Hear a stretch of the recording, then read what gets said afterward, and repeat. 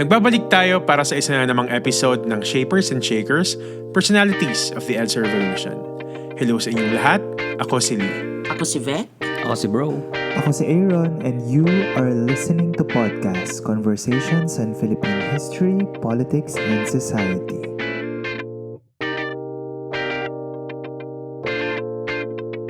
Alright, so last week, ang pinag-usapan natin ay ang military, particularly sila Ramos, Honasan at Enrile at ang RAM at paano nakaapekto ang buhay at mga desisyon nila sa itinakbo ng martial law bilang mga implementors ng batas militar at later on bilang mga coup plotters. That's true, no?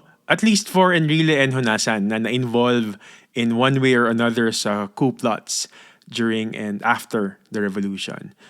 But I think we can really say na talagang contested at controversial yung naging papel nila during and after martial law. Kasi, syempre, enabler sila. Then, when the People Power Revolution happened, nagkaroon ng puwang sa kasaysayan ang papel nila bilang mga defectors. Pero syempre, kailangan natin balansehin yan at tignan sila sa kabuuan ng naging bahagi nila sa panahon na yon. As we said last episode, totoong mahalaga ang naging papel ng militar. Kasi nga powerful institution yan eh. Pero hindi sila yung masasabing pinakamahalagang factor sa success ng EDSA. Yes. So, from one powerful and controversial institution, we turn to another one. Before sa season natin sa Hindi na Bago Yan, meron tayong episode doon, alala ko, Role of Military in Politics. Pero ngayon, tinan natin yung combination ng religion at politics. So this week, tinan natin ulit ang Catholic Church. At complex talaga yan, kasi I'm sure naririnig at alam naman na ng mga listeners natin yung idea ng separation of church and state. Pero alam din natin na hindi naman neat yung separation na yon. Kasi syempre sa lipunan at sa buhay natin bilang citizens, nagko-coincide naman talaga sila, no? And at times, nagka-clash pa nga.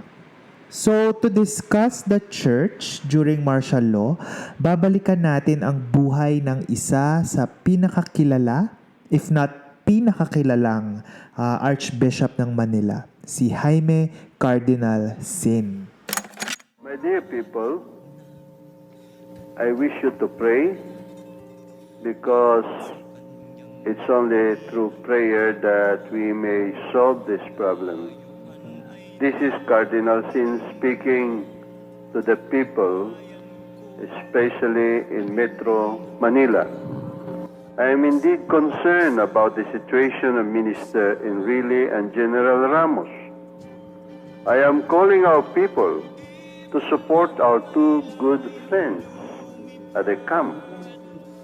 If any of you could be around at Camp Aguinaldo to show your solidarity and your support in this very crucial period when our two good friends have shown their idealism. I would be very happy if you could support them now.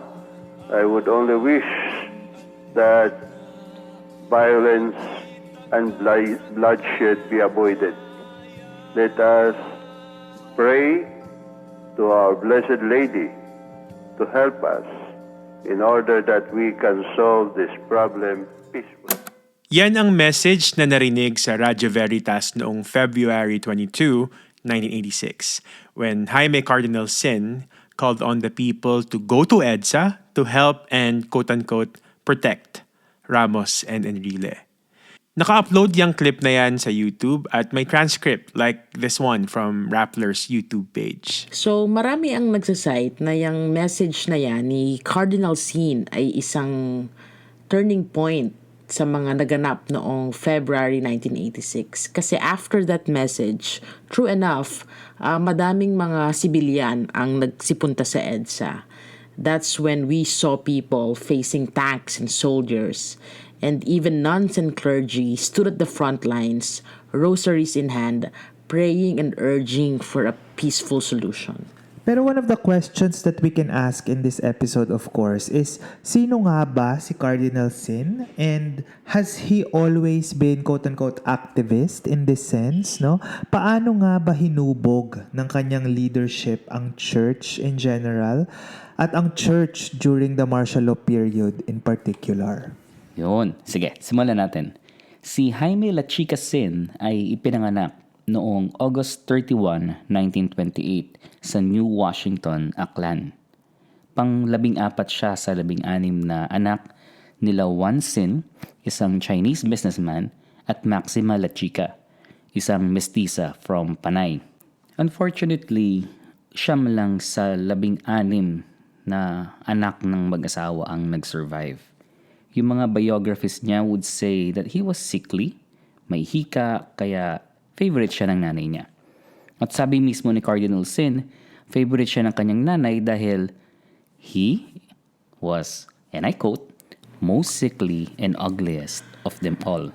At a young age pa lang daw, naiisip na ni Jaime na magpare. Naging conflict din ito sa parents niya kasi yung tatay niya gusto siyang maging businessman. Pero yung nanay niya, very supportive. Sabi nga ni Cardinal Sin sa isang interview, hanggang sa deathbed ng nanay niya, ang bilin daw sa tatay niya ay to see, to eat na magpari talaga siya. Maliban sa pagiging devout Catholic ng kanyang nanay, I think this desire to direct his career stems from the reality that at that time, in many Filipino Catholic homes, it's kind of a source of pride to have a priest in the family, no? And itong si Jaime, or Jim, his nickname, ay talagang na-encourage na magpare kasi bata pa lang daw, nagpa-practice na siyang mag-homily sa dining table nila. At that time, talagang yung support ng kanyang nanay ay crucial kasi actually, nung pumasok siya sa seminary noong 1941, na-diagnose ng cancer ang kanyang nanay. At naantala yung kanyang time sa seminary sa Haro, Iloilo kasi pumutok na ang digmaan noong 1941. Together with his family, they were forced to seek refuge in the mountains for 3 years. Natigil ang kanyang schooling dahil sa war. Noong 1945, nung natapos ng digmaan, namatay na rin ang kanyang nanay. Nonetheless, nagtuloy sa seminary by 1946 si Jaime at actually, ang isa sa mga naging bothersome for him ay yung pagiging hikain niya. At dito nga daw siya humingi ng sign from the Virgin Mary. Nanghingi siya ng miracle through a letter na nilagay niya sa paanan ng isang Virgin Mary statue. At ang sabi niya, kung gumaling siya, basically i-devote niya ang buhay niya sa ministry. And then, ayun, no, gumanda nga daw yung kondisyon niya. Then, in 1954, he was ordained as a priest. He was initially to be sent to Italy to study canon law, but he wanted to preach, kaya naging missionary siya. Nagkaroon siya supposedly ng challenges sa dangers ng pagiging missionary. Kaya nirecall siya. Then he started showing signs of capable leadership sa Aklan. He was then made rector of a seminary, the St. Pius X Seminary. Many say that he was very efficient in administration and gathering funds for church projects. After that, he steadily rose to the ranks in the church. He became Monsignor, then Bishop, then Archbishop of Haro, Iloilo in 1972. Then, 2 years later, in 1974, he became Archbishop of Manila. At dito na din natin makikita kung paano siya mas magiging involved sa politics ng bansa. Mas pag-usapan natin yan sa ating pagbabalik.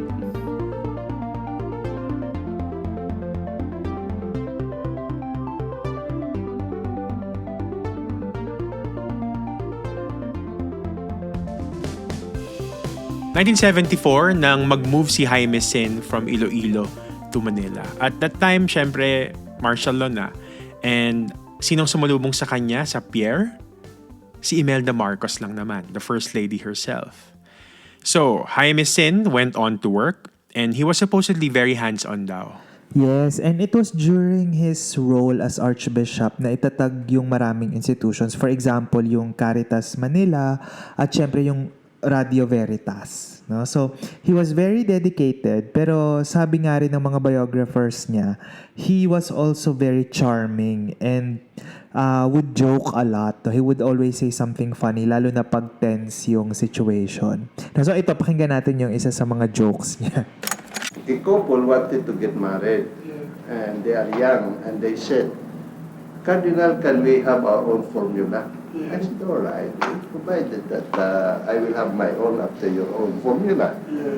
And they said, all right. So the husband turned to the woman and said, you are my cherry. And the woman said, you are my apple. So I said, I declare you fruit salad. I declare you as fruit salad. I declare you as fruit salad. I declare you fruit salad. Favorite niya yung fruit salad joke na yan talaga, no? Pero yan ang isang trait ni Cardinal Sin. Base sa mga colleagues niya, he was very charming and could get people to listen and diffuse tense situations. Pero that doesn't mean na hindi siya nagpakita ng fierceness noong kasagsagan ng batas militar.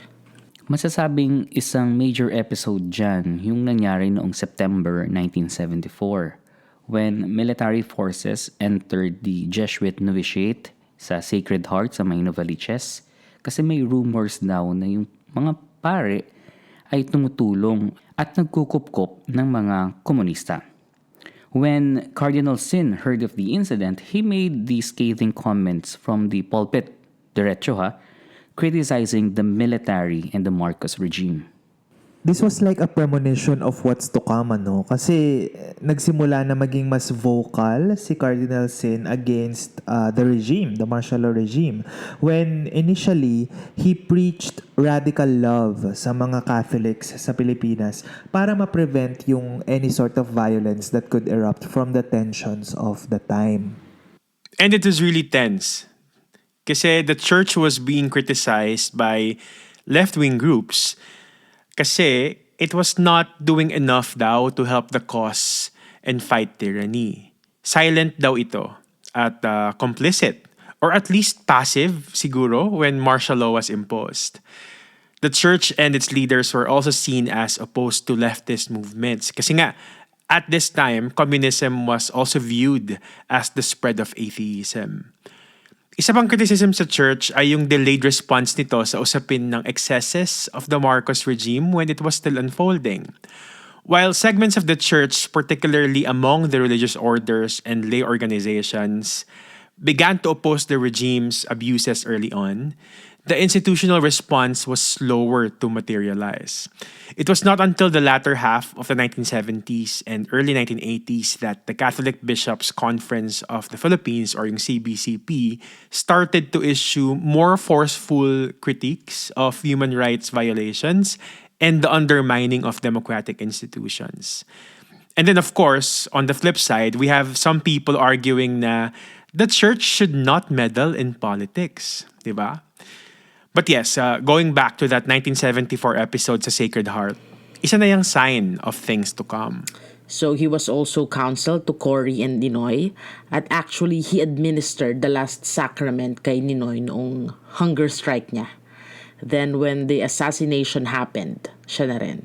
So Sin started being more vocal. So when the snap elections happened, the CBCP had pastoral letters. Imelda supposedly came to Sin to try to stop the release of pastoral letter condemning the elections. And Sin said basically that he was just one vote in the council. Ayun nga, no, Cardinal Sin was supposedly also instrumental in the final decision of Cory to run, and actually sabi rin, he mediated between Doy Laurel and Cory kasi medyo may tension din yung opposition nun kung sino yung patatakbuhin, no? So, ito, pakinggan natin si Cory kung ano yung recollection niya of what happened during those days. He urged me to during the campaign for the snap election that for me to just tell my story, and he said that people would accept and would sympathize with me. So eventually, things would escalate into the discovered coup attempts that would lead Enrile and Ramos to defect and bring us back doon sa panawagan ni Cardinal Sin sa mga tao na pumunta ng EDSA. After the revolution, we will continue to see how important Cardinal Sin was in Philippine society and politics. He remained quite influential kasi nga he was perceived as a guardian of democracy, an advocate of social justice. At nung panahon ni Cory, he was mediating between conflicting parties. And he was also the voice of the church, and he magnified the role of the church in societal affairs. He really pushed for moral governance to the point na noong elections noong 1998, he was very vocal against Joseph Estrada, no, or si ERAP, to a point na he would openly say anybody but ERAP. Kasi nga naman yung image din ni ERAP, no? Yes, kasi nga, ERAP, sabi niya, represented yung mga reprehensible characteristics na ayaw ng church morality, lalo na yung pagkakaroon niya ng maraming babae. Kaya noong sumabog na yung scandals kay ERAP, Sin once again figured prominently in drumming up support for the opposition. Yes, so he was in EDSA 1, the first people power, and he was also in EDSA 2, no? So but just to expand the conversation, yung point ng Catholic morality also complicates the legacy of Cardinal Sin pagdating sa public policy sa Pilipinas. Kasi syempre, he was very popular. And so, the force of the church in influencing policies, malaki din yung naging impact sa mga polisiya. No? Lalo na, for example, sa mga pronouncements ng church, no, against reproductive health bills and of course divorce laws and related legislation agenda. And this is very important to note, no, na bukod halimbawa syempre sa stand ng church, Cardinal Sin was also a product of his time and his economic class. Halimbawa sa isang interview, he had this to say when he was asked kung bakit ang dami pa ring mahihirap. Well, because they're not industrious. If you work harder, you will become richer. Ouch naman, di ba? Na hindi pa pala sapat ang pagsusumikap kaya nananatiling mahirap. Pero yeah, I think the point I want to underscore here is that complex talaga kapag titingnan natin yung interplay ng church and politics.